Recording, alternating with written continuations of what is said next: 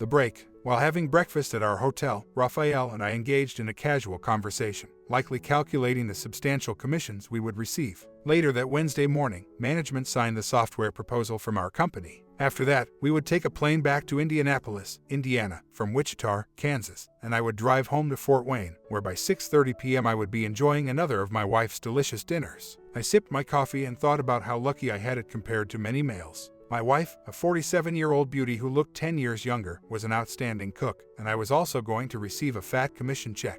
Life was fine, really, until my goddamn phone started ringing. Raphael glanced up alarmed as well when I double-taked a look at the caller ID. The caller identified himself as an Ohio State Highway Patrol officer. I was fairly certain that I knew no one in Ohio. Les Kendall here, I replied, taking the call like any other. How may I help you? A gasp caught in my throat, and a tentative, youthful voice answered the phone. The Ohio State Police. Emily, your wife, was rushed to the University of Toledo Medical Center following a serious car accident. After informing me that my wife was in the hospital, the voice continued for almost a minute, but all I really heard was that they were focused on getting to Toledo at this point. Les, what's wrong? Raphael replied with speed, please ask for help if I can be of any assistance. Emmy was involved in an automobile accident close to Toledo. I have to get to my wife, and you have to complete off the paperwork for this deal. You get it? I said, rapid fire. I've got it covered. Go take care of Emmy. I'll report the incident to the office. I wish you luck on everything, he answered. Wichita isn't exactly a major hub, so there aren't many flights from there to anywhere, but I was able to get on a 9:45 back to Indy. Fort Wayne has its own airport, but Wichita to there wasn't happening, so I literally ran back up to my room, gathered my suitcase and stuff, and called the airline to change my flight back to Indianapolis. My estimate of the travel time to Toledo was 9 hours, so I started by calling my in-laws from the car, explaining the situation. They lived in Pittsburgh and could get to Toledo in 4 hours or less. Then I called our son at the University of Georgia and our daughter at the University of Colorado, sharing the limited information I had with them. My son was the first to ask questions about his mother's whereabouts in the early morning hours when she had to teach in Fort Wayne that day. Jake, you have no clue at all. Nothing, not a clue. I told him that Mom's parents were on their way to the hospital, so I suppose I'll find out when I get there. I guess when they find out, they'll give me a call. About halfway through the trip, I stopped off the highway and called the hospital. I got the runaround from the emergency department after and during the switchboard bingo, and then I hung up and called my father-in-law. Dad, what's happening? When I call, the damn staff there isn't returning my calls, I complained. Les, it's not good. Apparently a semi moved over on top of her, and now she's in a world of hurt, he said. Crunched her fairly well. Numerous individuals are scurrying about. All we've been informed so far is that she's persevering. I pulled the car over to the shoulder of the road, turned off the engine, and wept. My wife of 24 years, my best friend, and my soulmate was gone. I was probably an hour away from the hospital when my father-in-law called back, sobbing. He was mostly incoherent, but I figured out he was telling me Emily was gone. Before I could gather my composure and get back on the highway, albeit at a somewhat slower pace, I must have sobbed for 15 minutes. I contacted both of my kids and broke the horrible news to them, and they handled it about as well as I did. When I got to the hospital, my in-laws and I embraced in the room with Emily, who looked terrible. The doctor came by and informed me that Emily had died from severe internal injuries, even though she also had numerous fractured bones, scratches, and scrapes. After a while, we were located by a state trooper who provided us with the accident report facts. The collision occurred at around 5:45 p.m. on US 24, as Emmy was traveling west toward Fort Wayne. I noticed both in-laws looked surprised too, though my father-in-law's seemed much more intense. Admittedly, my brain was in a fog, but prompted by what my son had asked, I was more than a little confused as to why my wife would be outside of Toledo at 5:45 when she had to be in Fort Wayne to teach at 8. The trooper had no clue either. My in-laws drove me back to my Fort Wayne home. The kids took a plane. We took turns telling friends and family about our tragic news. The funeral was scheduled for 5 days later, and I believe between us all we cried enough to fill the 3 rivers in the Fort Wayne region. After the funeral, my parents stayed for one more day. The kids and in-laws left 2 days later, and I spent the next 2 days wandering the house like a zombie before deciding to start living again. She was a stunning woman, and I will never forget the last time I saw her. On Monday morning, we said goodbye with a kiss before I headed to the airport and she left for school. I would travel once a month, and each time I was gone, one of us would call the other. On Tuesday night, she told me that our house always felt so empty when she was home alone.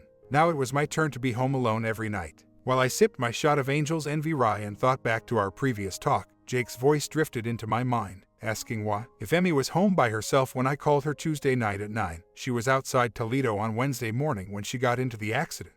I had never before looked through my wife's phone because I truly trusted her, and would never think to invade her privacy. but the police had used the driver's license and Emmy's purse to track me down the day of the accident, and they returned both the purse and her cell phone to me, though I had not touched either of them in the weeks that followed.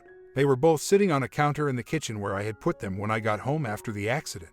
Her phone was dead, and when I tried to charge it, I was shocked to see that it was password protected. I hadn't used her phone in a while because I have my own, but the last I checked, it wasn't locked. It wasn't hard to figure out, though, because I'm a bit of a computer geek and I knew all of her significant dates and events. Looking through the texts, I saw that Valentine had nearly as many recent texts as her best friend Rita Hawthorne, who happens to be named Simi. This meant that he was the first person whose texts I looked at. I didn't have to search any farther. I was enraged and sick to my stomach as I read more. There was no doubt in my mind that Emmy was involved in a torrid affair with this guy. Got him, I never saw the signs. Was I that clueless or too trusting? I guess at this point, did it really matter anymore? The two had been texting each other several times almost every day for months, maybe longer. I stopped going back after a while. The only gaps in the texting seemed to be when I was away from home. After using her phone, I turned to her purse and carefully dumped everything inside on the counter. The only interesting thing I discovered was her keychain, which included her house key, car key, and a key that said Covington Arms 265. Since I didn't know what Covington Arms was, I turned to my good friend Google and discovered that it was a posh apartment complex in Toledo. Holy crap, she had a key to another man's apartment. I didn't see anything good coming from that. I worked until noon the following day, then took the rest of the day off and drove to Toledo, arriving in the middle of the afternoon. I entered the Covington Arms lobby as if I owned the place, took the elevator to the second floor, and, figuring the apartment owner would be there, used the key to enter. It was then that I realized Simi Valentine and my late wife were more than just lovers. Our house contains more than a few of those things as well, and upon first glance I noticed several Thomas Kincaid artifacts along the doorway and into the living room and realized they were purchased for or by Emily. I strolled around the apartment, taking in everything. I could tell it was a man's place, but also that a woman had been using it.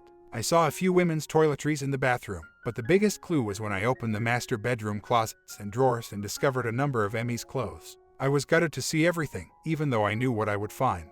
After raiding Simi's refrigerator for a few Coronas and an uncut lime that I sliced up into manageable chunks, I settled back and waited for the man of the manse to come back. When he walked in the door at approximately 4:20 and spotted me seated on his sofa, he almost passed out. A moment of recognition was followed by concern. Awful. It's not looking good, is it? I was aware of it. Simi began, not bothering to identify himself or wait for me to say anything. She hasn't responded to a single text or call in the last 2 weeks. Maybe because of my disbelief that he seemed to know who I was and not be afraid that I would stomp him, I decided to start off by giving him the benefit of the doubt. She is dead, which is why she hasn't texted or called. Automobile accident claimed her life 2 weeks ago. Driving from this point home, I growled. His face went completely white, and then he shrieked like an injured animal, collapsing to the ground and sobbing uncontrollably. He continued as if there wasn't a strange man lying on his sofa having a beer, and I was shocked into silence by what felt like genuine anguish. He wept for 5 minutes before I heard the tears stop.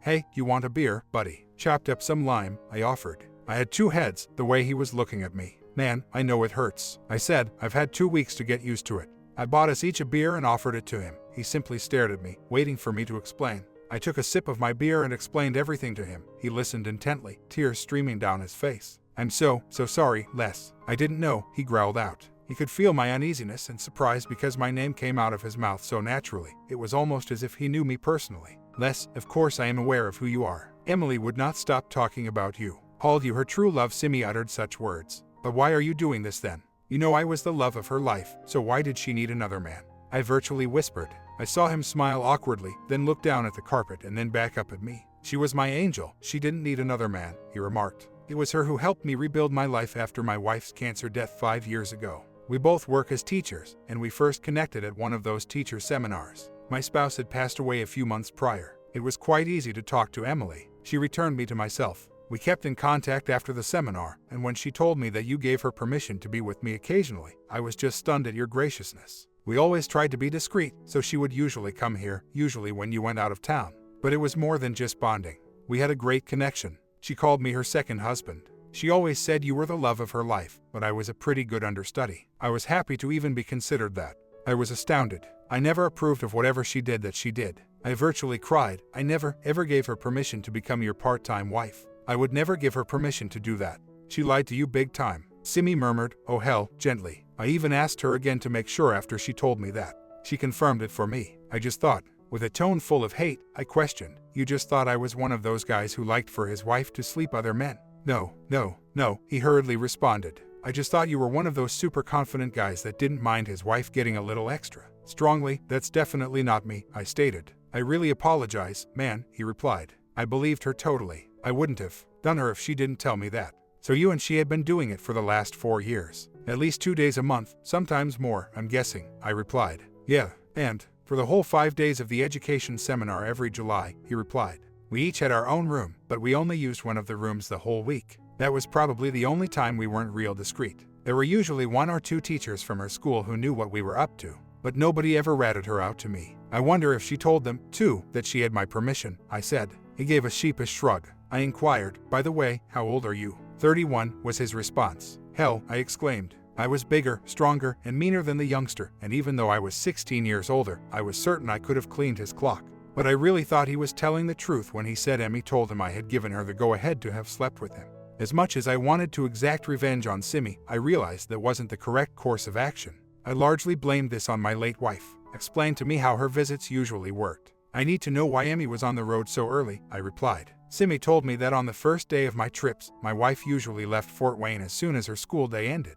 After spending the night, she would rise an hour earlier than usual to make up for the extra driving distance and reach her school on time. At the end of the school day, she would depart once more for Toledo. On the second day, she would go through the same process once more before leaving for her school on the third day. She would come home from school that afternoon, arriving home several hours before I did. I muttered aloud, more to myself than to him, seems like a hell of a lot of driving for a bit of extra. He retorted, I wasn't a bit of extra. She said she loved me. We loved each other. I was willing to be her second man. It was much easier during the summer, he stated. Since we were both off, she headed over here as soon as you left for a trip, and then she stayed overnight until the day you were scheduled to be back. And then the last 2 years, you let her have a couple of 5-day breaks with me in the summer. I always thought that was above and beyond what a loving husband would do for his wife. I was initially perplexed by those 5-day pauses he mentioned.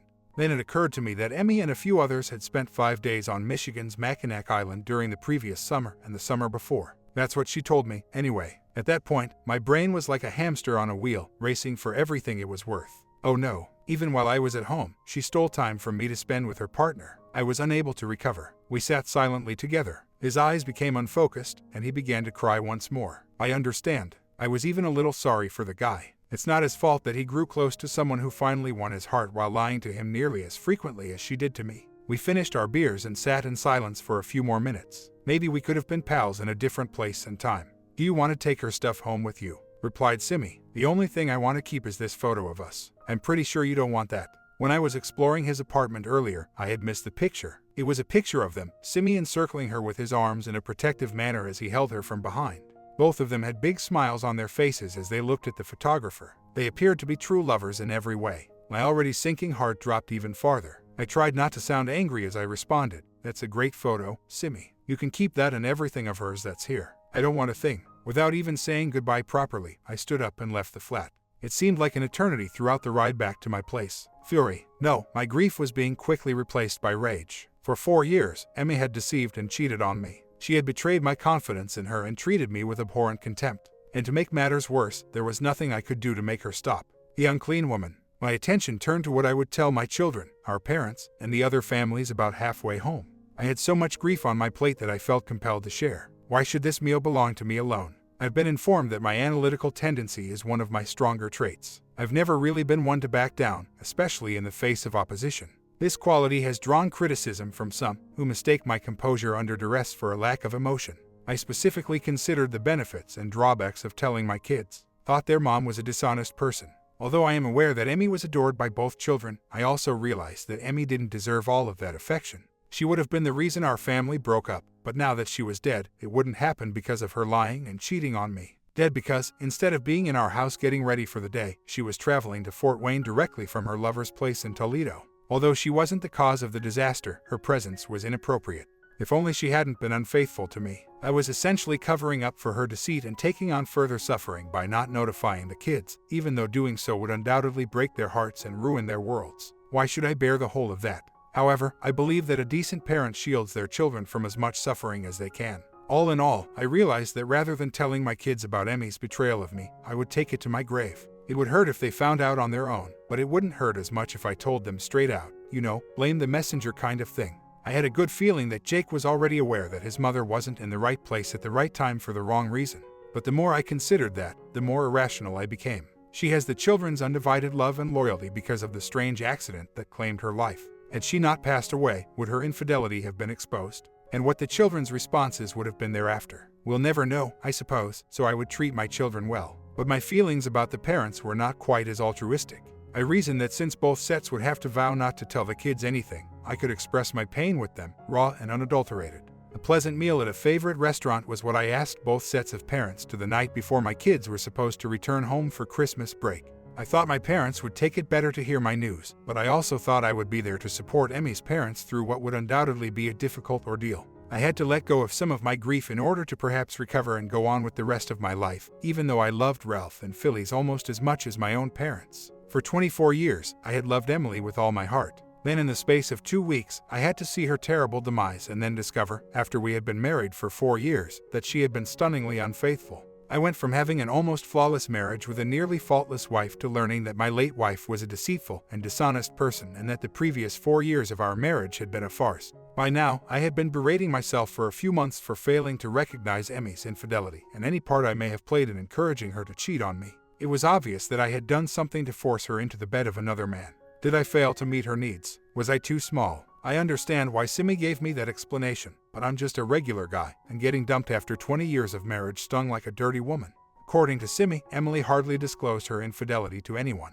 Though I'm sure the 2 friends she used as cover on the shopping trips knew, a friend or 2 had probably found her and Simi at the seminar. Nevertheless, it seemed like my late wife was wise enough to recall the proverb regarding keeping secrets: tell no one, but if you have to, tell as few as possible. When Emily was alive, our house was the center of attention during holidays. Our home features a large kitchen, 5 bedrooms, a large living area, and a family room. This meant that numerous family members would come and go during the holiday, and several others would remain with us for a few days at a time.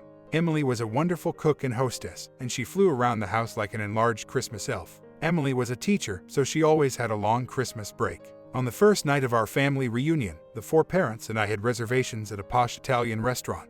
I clinked my wine glass to draw attention from everyone at our table as the 5 of us were having antipastos and wine for our first course. I stated bluntly, how many of you knew that Emily had been having an affair for the last 4 years of her life? The only sound I heard right away was my mother dropping her fork on her plate. Emmy's mother looked blank, and my parents and Emmy's father looked horrified. I saw it, but the others did not. When we returned to my house, I realized I had to speak with my mother-in-law in private. As far as I knew, I told both sets of parents pretty much all there was to know about Emily's affair. Ralph, my father-in-law, tried hard not to cry in front of everybody, but I could see tears streaming down his cheeks. Since Emily was a daddy's girl, I knew that the news must have affected him just as much as it did me. When my story was over, I wasn't really proud of myself, but I needed that release. I drove my Escalade back to the house in almost complete silence. I cautioned everyone in the van not to discuss Emmy's affair with any other family members, especially my kids, and that was one of the few things that was discussed. I told them they didn't have to know, but if they did wind up finding out,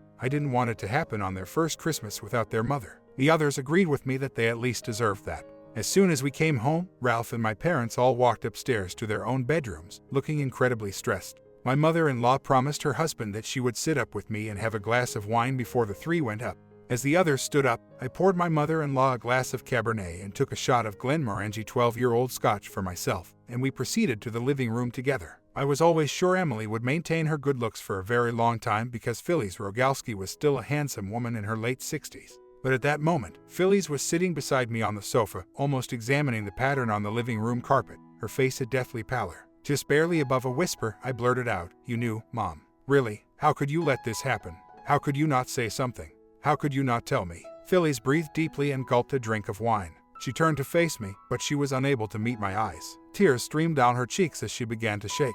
He seemed like a genuinely pleasant young man, but after his wife passed away from cancer, he was in such depressing shape, according to Emmy. They connected right away when they first met at one of those education conferences, around a year after she passed away. My mother-in-law began, she said she felt so good about getting him to talk about it at last. Emmy visited his home multiple times while you were traveling, and they would simply converse for hours until she eventually planted a kiss on him. Before them, it wasn't much longer. Became bodily. She declared her love for him. She loved him, less, perhaps not as much as she loved you. And you did what, Mom? Just sat there, encouraged her, reminded her she was a married woman, the mother of your grandchildren. I yelled, And I guess I encouraged her. Okay. He was a good-looking young guy, and the kids were both gone to school, and with you gone on your little trips, why shouldn't she get a little on the side? Don't tell me you never cheated on her on any of those sales trips. She replied, never. I never broke my vows. Ever. How could you even think that? I screamed. She sniffled and apologized, saying I was so wrong. I guess in my mind I was rationalizing the unthinkable, giving her an out.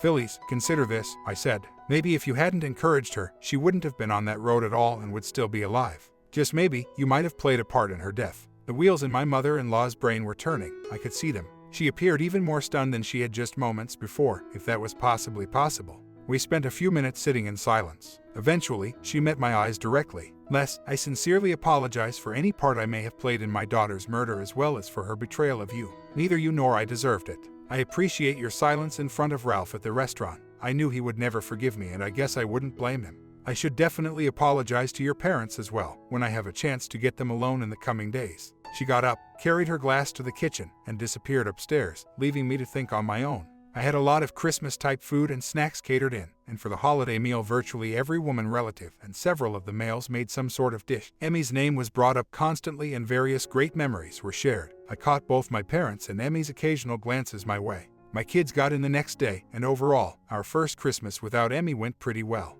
My kid never inquired again about my wife's reason for being on the highway close to Toledo when she passed away, which shocked and reassured me. Emily's parents were usually with us until New Year's Day, but that year, for whatever reason, they returned home a few days early. When Ralph broke the news to me, I was taken aback, at least until I noticed the black eye my mother-in-law was sporting, which she explained away as a fall the previous night following an excessive amount of wine in the kitchen with my mother. I gave her a nod and wished him a safe journey home, which was the only acknowledgement I had given her since she had confided in me. A few hours later, my mom and dad entered the living room, both beaming, with my mom carrying an ice pack in her right hand.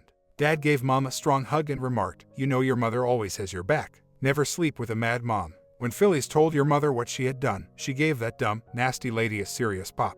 "I'm grateful, Mom. Killer, right?" Based on what I witnessed a few hours ago, I laughed. I had given the kids free rein over Emmy's belongings, and I tried to give Jake her engagement ring, but he turned me down completely. I waited until after the holidays, when everyone had gone home, before I started refurbishing my house. Not at all. I wouldn't give that ring to any girl I planned to marry. It's tainted, he continued, thinking I understood what he meant while not providing an explanation.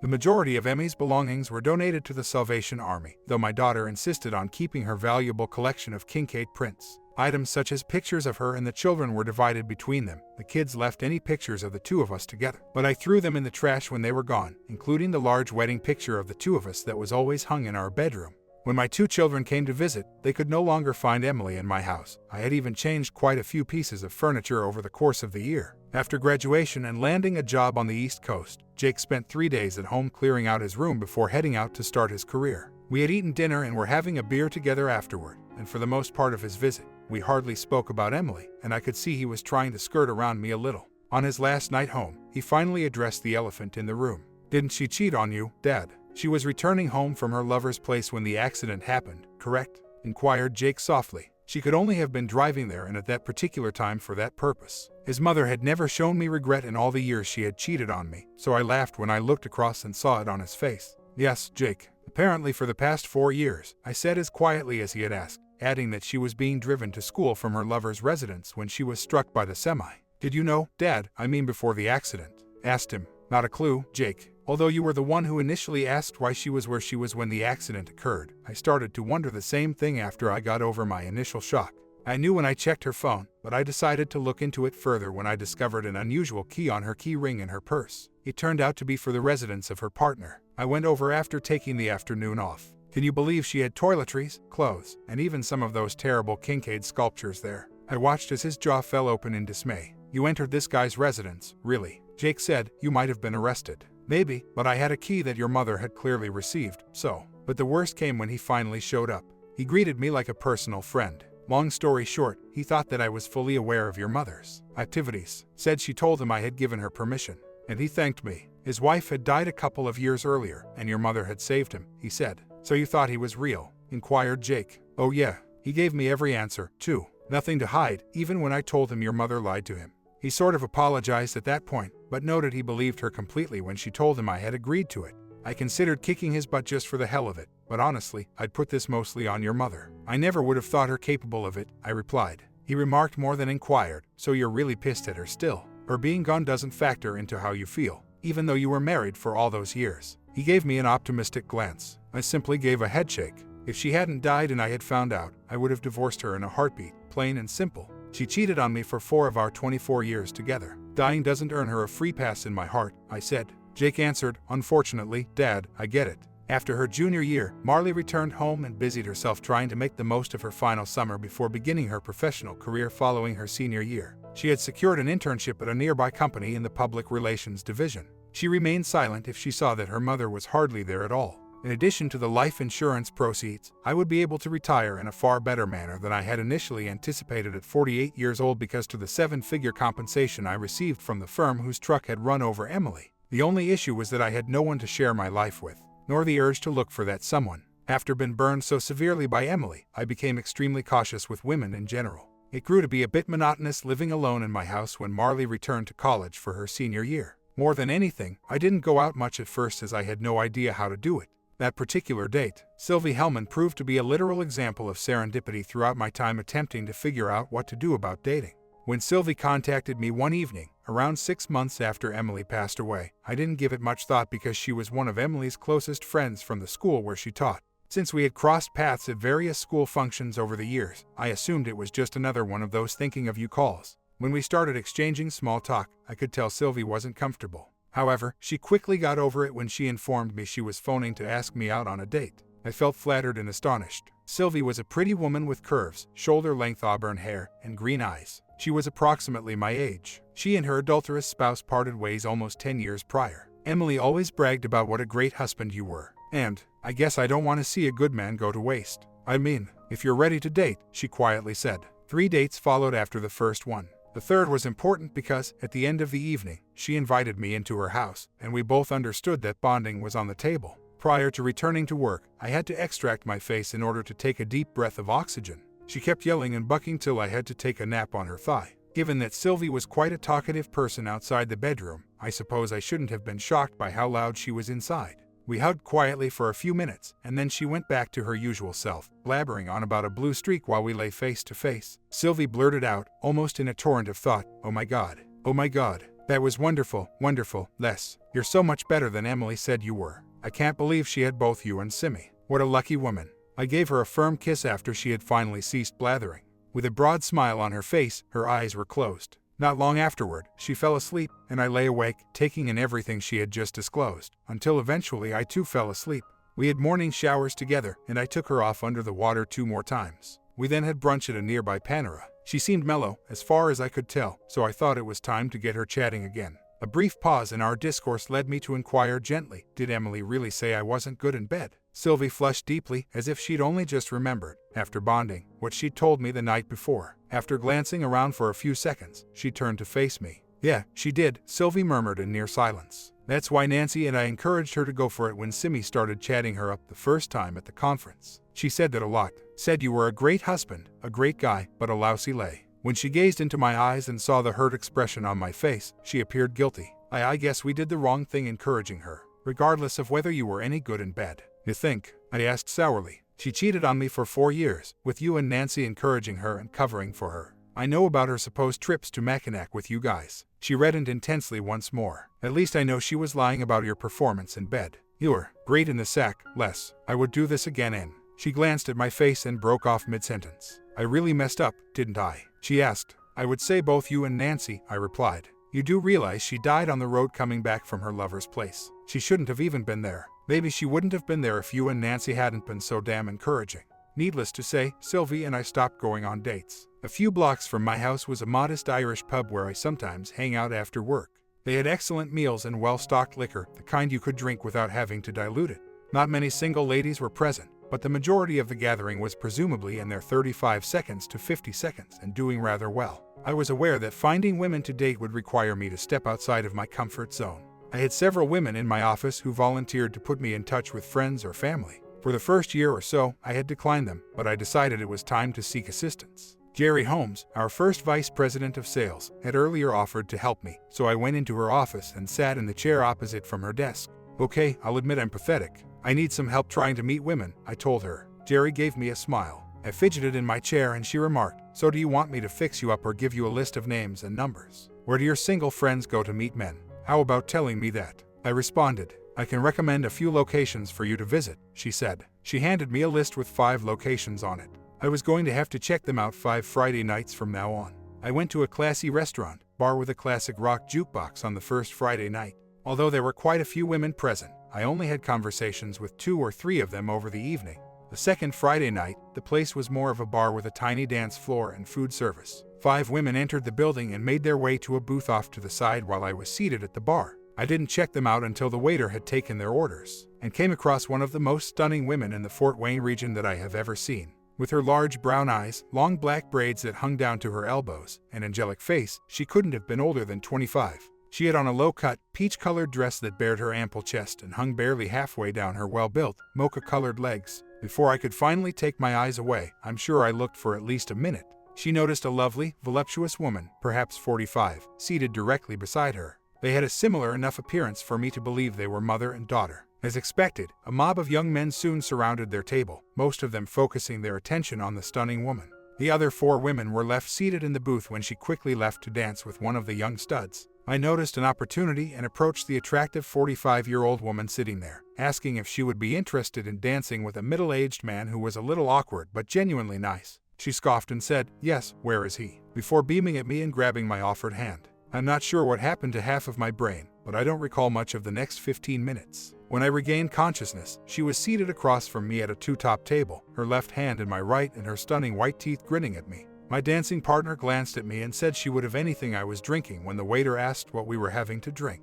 So I ordered 2 shots of Don Julio tequila over ice. You don't strike me as a straight tequila drinker. Are you sure? I inquired. Definitely, she responded as the server walked away. What do I strike you as? A beautiful, confident divorced woman who is here to watch out for her incredibly beautiful single niece and her 2 pretty friends, I said with assurance. That was incredibly accurate. Do you also do height and weight? She said. By the way, I'm pastel. Raising my eyebrows and nodding, I eyed her up and down in a brazen manner. I would say more mocha, but I never argue with a beautiful woman. I can go with pastel. She grinned and laughed. Her tone was poetic. She had the cutest giggles. She said, "And you are?" Totally enamored, was my casual response. I'm also less. Oh, no. You are definitely more, she blurted out in response. More of what is yet unknown. How are you aware that I'm divorced? That's easy, I answered. You're gorgeous, you're no longer a child, and you don't have a wedding band on. By now, a lady as attractive as you would have been married, therefore you must be either divorced or the dirtiest woman alive, which is what I'm assuming. You also resemble the attractive young woman at your table enough to be mistaken for her mother, but you have to be a beloved aunt because it's not cool to go out with your mother.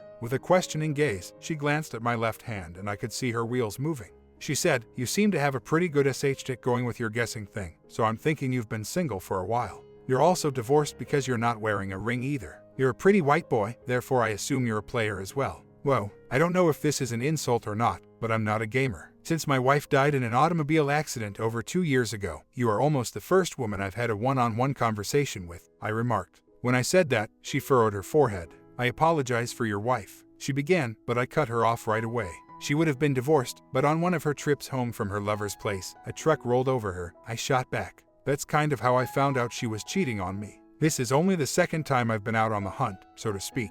I discovered that she had gone through a divorce 10 years prior from a guy who had twice cheated on her. When she caught him again 5 years later, she was done, even though she had already forgiven him the first time.